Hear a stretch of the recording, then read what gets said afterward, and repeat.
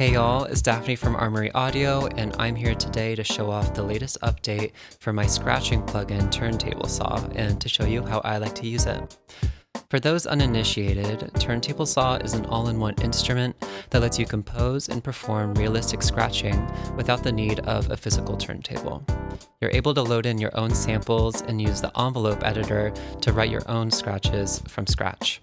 The 1.1 update is a big improvement to the capabilities and efficiency of TurnTableSaw, and I would like to show you the whole package as I create a new scratch beat from start to finish. So let's get into it.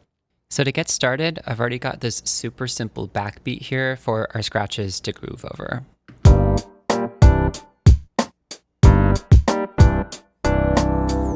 All right, so we're going to load in TurnTableSaw into a new MIDI track, and we'll take a look at the interface. So this top section here is where we can load in audio files to scratch with, and then down here is the envelope editor where we can write out our scratches.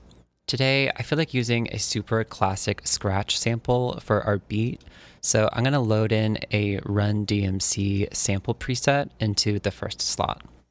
And then as you can see, we can adjust the crop here to isolate whatever sound that we want from longer audio files, and then preview it using the play button. Oh yeah!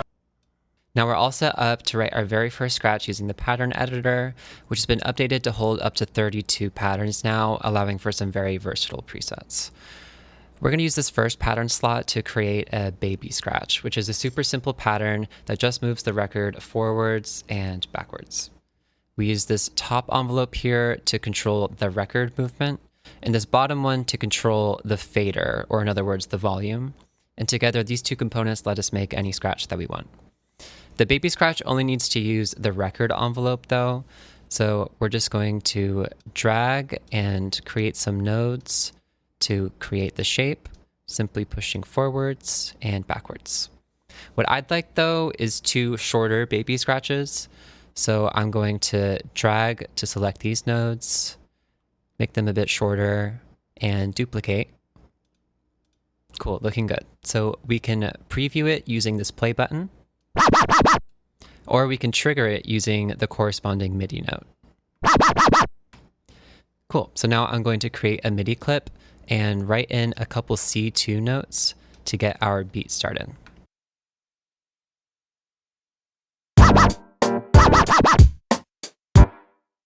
All right, the next scratch we're going to work on is a simple one called a drop scratch, which is where you let go of the turntable platter and let the record play at a normal speed. In TurnTableSaw, rather than forcing you to guess and check to find the right line slope that plays the sample at a standard rate, the editor has a built-in drop scratch mode.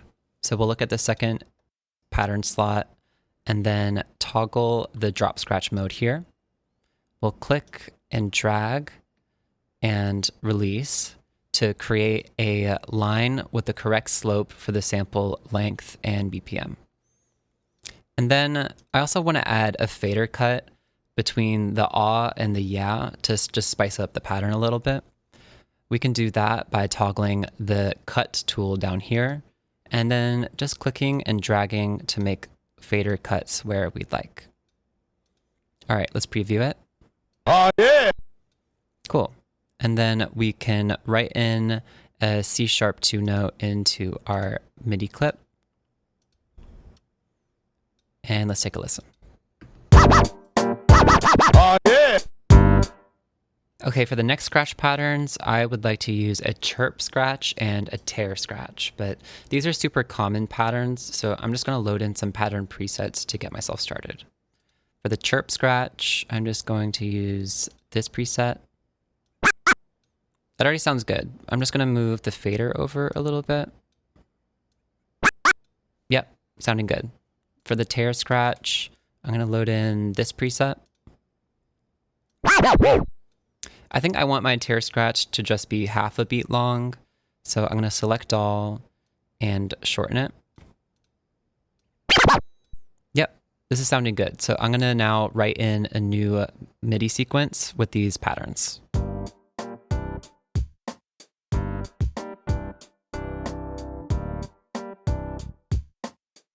And And then at this point, I sometimes like to add a little delay to the channel just to glue things together a little bit. All right, then let's listen to the sequence. Oh yeah. Oh yeah. Oh yeah. Something you might have noticed is that these chirp scratches sound a little too robotic when played right next to each other. This is one of the biggest problems I faced when creating TurnTableSaw, since scratching is meant to be such a loose and free art form, and that robotic sound can ruin that feeling really quickly. So to help solve this issue, I created two parameters, spread and stretch. Spread is a brand new parameter that you can find with the sample editor, and its purpose is to create slight random variations to the sample length every time that you trigger a scratch. So if we increase the spread a bit and listen again to our chirp scratches, you'll hear that it sounds a lot more like traditional imperfect scratching. Oh yeah. Another useful parameter is stretch. Stretch affects the global speed of playback, including scratching tempo, and it's great for adding little bends and quirks into your scratching. I like to use it by adding subtle automation into certain parts of the beat, and it just gives it a little bit of a human touch.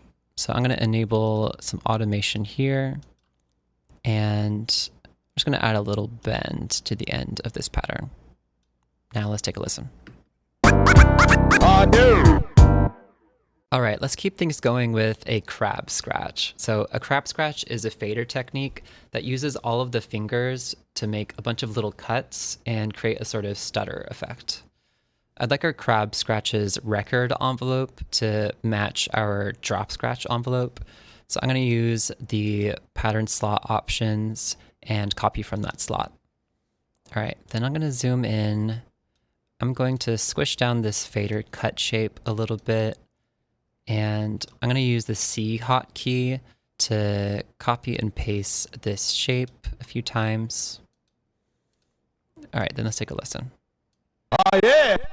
It's sounding good, but again, a little too robotic, since the way that we wrote it, the fader is a bit extreme, going from maximum to maximum volume instantaneously. Instead of editing every single node to make them more gradual, we can use what I call the momentum wheels to adjust the smoothing of the envelope.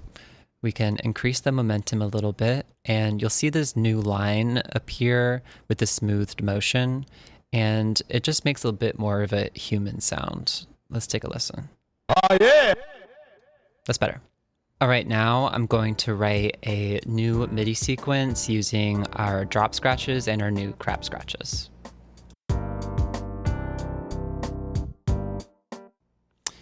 Okay, let's take a listen. Oh yeah. Oh yeah. Oh yeah. It's sounding good, but there's something else that we can add that will increase the realism even more. It's a parameter called release, and it affects the behavior of the instrument when you release a note. Specifically, it will automatically return the record back to its starting position at a speed proportionate to the release value.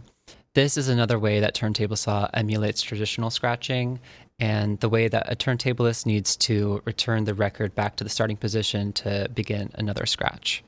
So this is what note release normally sounds like at 0. Yeah.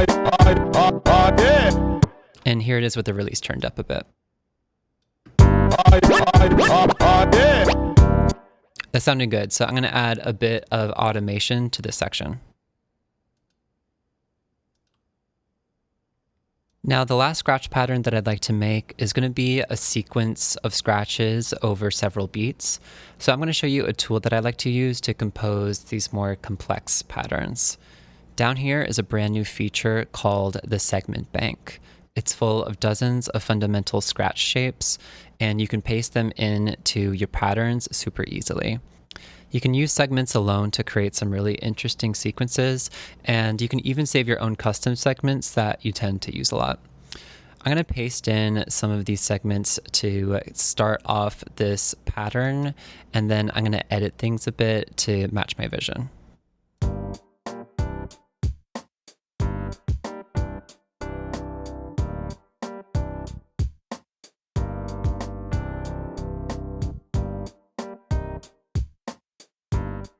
I'm liking where the sequence is at, so now I'm going to write it into our MIDI clip and we'll take a listen. Oh yeah. Oh yeah. Oh yeah.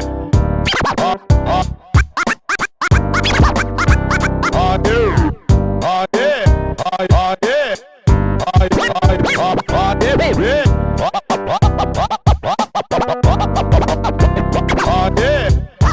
I love that I'm able to compose scratches so easily now, and since releasing TurnTableSaw, I've used it in so many ways. I've made trip hop, I've made big beat,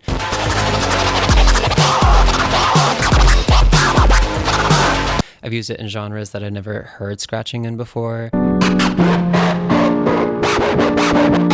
and I've seen people use it in ways that I never thought to use it before.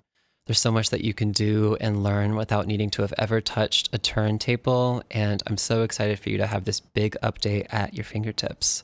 Now, I hope you go grab a copy and enjoy scratching.